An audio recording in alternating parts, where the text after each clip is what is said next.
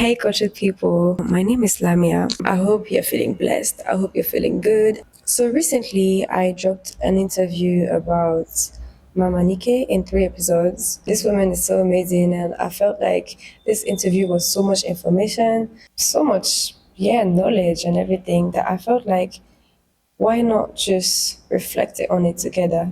It's almost like you read a book. It's almost like you just watched a crazy documentary and you want to think about it, right? So this is what I felt like doing this video. May peace be unto you and may we have a good conversation.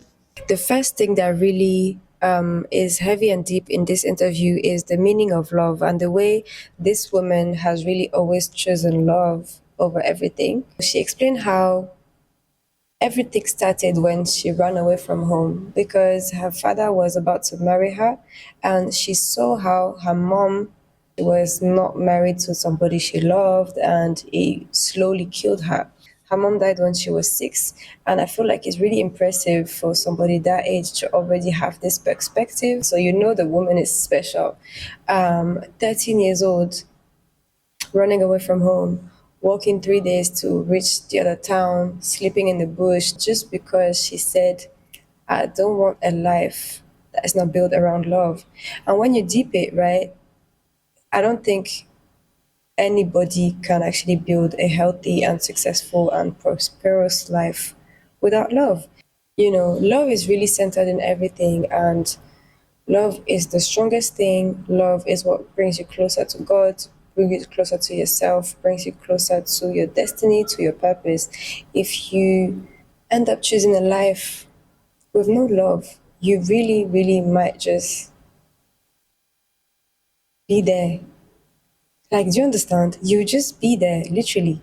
Nothing is holding you, nothing is giving you a purpose, nothing is waking you up in the morning, nothing is rushing you during the day, nothing is making you feel like, oh my God, what's next? Like nothing is giving you ginger, nothing is driving you, you know? I feel like it's really impressive and she really shows how love is the essence of everything. Life cannot be built without love. It's not just about being loved. Love is something about reciprocity and it's something also to give. It's beautiful to receive love. If you receive love from someone you actually don't want to give love, trust me, it has way less value than if you receive love from somebody you want to give love. And you always feel more satisfied giving love or feeling like you can love someone before even asking yourself if that person loves you. And what's really deep in this story is how first she chose love, meaning she chose to not marry the person that her dad wanted to marry her to. But then she literally builds her life around the symbol of love itself. She's explaining how the indigo, that blue color that she's been working with, that she's been creating with, that blue color is the symbol of love in her culture, in the Nigerian culture. She's even telling you how, you know, she knows all the story, how to get married, how the turban, the hat, the this, the that. She's just obsessed with love. And this is what really brought her to who she is today. There's one moment in the interview where she says, Mama Nike is the same little girl that ran away when she was 13 and that became somebody today. Everything she's doing is really focused on her purpose.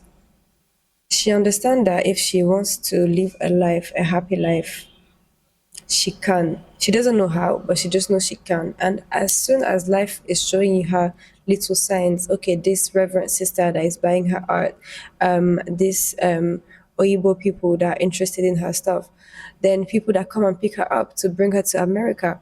Every time that she sees little signs with her heart full of love, she just understands and she keep pushing, she keep pushing, keep pushing. So purpose. Purpose is another keyword and deep topic of this whole interview because Mama Nike had a purpose. That's how she never lost herself. She just grew in herself. When your purpose and your destiny align, you have great impact on people, on life. And I think we can't even count the number of people that are grateful for this woman, for the opportunity that she brought to their life, for the voice that she gave, for how she cared to even give them a voice. Because there's There is a moment in the interview where she says that she never travels without carrying somebody's work, and that she doesn't care. Even if some people will tell her that, oh, you shouldn't do that. Some people will buy their work and not yours. She doesn't care. That's part of her purpose. Her purpose is not just about her. Her purpose is about giving a voice. She saw how she was able to save her life, and she wants to empower people to save their own life. She even said it very clearly. If this Adire can carry me overseas, it can carry you too. So yeah, when purpose and destiny align, you have great impact on people. And I don't think there is nothing more satisfying than that. Having impact on people, chasing people life for the better, helping them to, you know, even just expand their vision. Because sometimes helping somebody is not just giving them resources, it's giving them vision. Some people can't progress because they don't even believe they can have a better reality. But if you're here and you're able to give them vision to highlight their skills, I don't know about you guys. Every day I see people in the streets just like doing street job, maybe even carrying charcoal, carrying that. Sometimes I'm just feeling like if this person had a choice, maybe this person would be in a higher position than me right now. But the difference between this person and I is that they didn't have a choice and they were not allowed to have a vision. So what Mama Nike was doing is so amazing because she's able to give you a vision and teach you even how to get there, and then give you a sort of platform of exposure so that you can have a voice. One thing that is so beautiful with Mama Nike's story is the commitment to her purpose, the commitment to her destiny, the commitment to what she's building, the work in progress that she's putting in place. There is a moment where she's talking about her Oyibo husband, somebody from England that came to meet her and that she got married to, with who she had kids. I think he was around for some work. So his stay was really just temporary. His stay in Nigeria was just temporary. But when he was about to go back to the UK, she chose with her full chest to just stay in Nigeria. And she said, I can't abandon people like this. I'm already getting confidence. I don't want them to go back to square one. But she could have just chosen to, let me just go to the UK. She didn't. I also found her really humble because she never put herself above people. She's always super grateful about what she's able to do, what she got from life. She's always saying how she's so privileged for every little thing. She doesn't take anything for granted, and she never put herself above people. She's always has this empathy. She understands and she doesn't judge. At the end of this interview, if you watch episode 3, you see it towards the end when I'm asking her like, who is Mama Nike? And then she starts by saying how she's the same little girl. And then she says, but now I'm more confident in my work. I don't know if you felt it as well. There's something really emotional when she said this because, I mean, she's old, right? And she lived a very and full and amazing life. But yet she's still looking for progress. She's still looking for that feeling of, being flowing into what she's doing, for that feeling of, confidence into what she's doing. I don't know. It really has a feeling for me. There's so many things. This interview is a real testimony of Pan-Africanism. Mamanike represents her culture by any means. Like she is saying it, she's always wearing her adire, she's always wearing her gele. Even if she has to go in another country, she'll wear turtleneck, she will do this, do that, but she will never compromise on showcasing and representing Africa and especially her Yoruba culture. There is a moment where it's almost a bit emotional as well when she's talking about the king of Morocco and she's really saying how he's God sent, God sent, God sent. I felt like for her, this episode was a real little moment of hope because so far, the only people that really supported her work and that gave her opportunities were foreigners from the Western, so like German, British, American, but never Africans. And for her, this time it was like She's saying it. She's saying, "Oh, we went there. It was like Nigeria. I felt at home. I felt good." She said this man promoted our work in a good way. Manamanike is a real symbol of Pan Africanism. She's a real symbol of hustle. I love when she's making fun of her cultural shock with America. I love when she's even talking about how she doesn't use plastic money, what she calls plastic money. I mean, those our credit cards. She just love cash because she didn't go to school. I bet she doesn't believe in all these things. And to be honest, she's actually right because well, that would be a conversation for another day. Yeah, there is a lot of little hidden things behind what she's saying, and it's so amazing because it's very strong message, very strong message. There is a moment where she speaks about the value of art. She's saying how art is so valuable because it speaks a universal language. Everybody can relate. It can tell, even if it's somebody, in the deep end of China that made something, somebody from the deep end of Peru can relate because art will speak the same language. Maybe these two people don't speak the same language per se, but with art they can communicate, and this is how the value of art is unpredictable, and it actually never decreases. And she even puts it next to the valuable things, or the things that we were painted as valuable, especially coming from Africa. So the minerals, we're always talking about the natural resources such as oil, diamond, uranium, silver, gold, all these things. Cool. But we actually never speak about art. But think about it. Who put the value on gold? Who did put the value on oil? Who did put the value on all these things? The Western world, the same Western world that today keeps Africa's most valuable pieces of art. Why would you keep it if it doesn't have value? And in the meantime, people in Africa are fighting and being corrupt and all of that because of those resources that them pointed as the real value. But in the meantime as well, they're the ones investing in African art. But the government is blinded by the value on oil and all these things. You understand? And by saying that, oh yeah, art is bigger than oil, she literally exposed all of that. There is so much hidden meaning in what she's saying, and it's truly powerful. She's really a living testimony of her story. She's a living testimony of Pan Africanism, of culture preservation, of what else?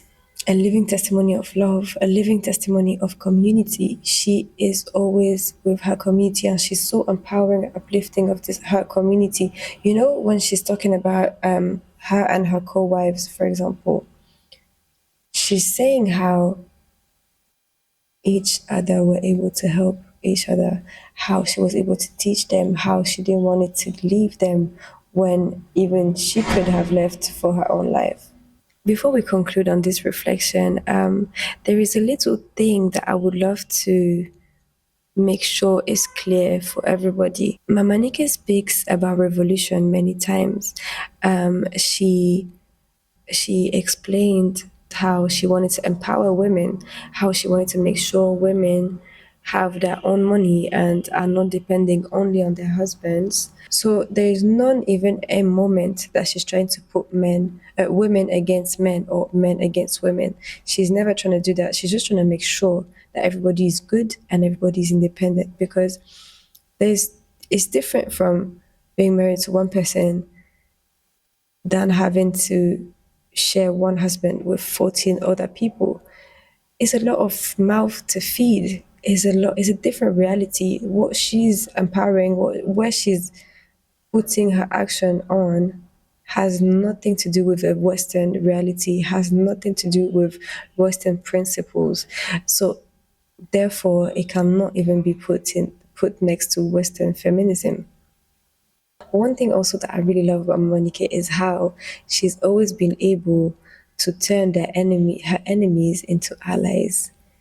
At the end, Mama Nikki doesn't have any more enemies. Before it was the police, now she's even married to a commissioner of police. She's always able to turn things into something positive, and she's actually living by it.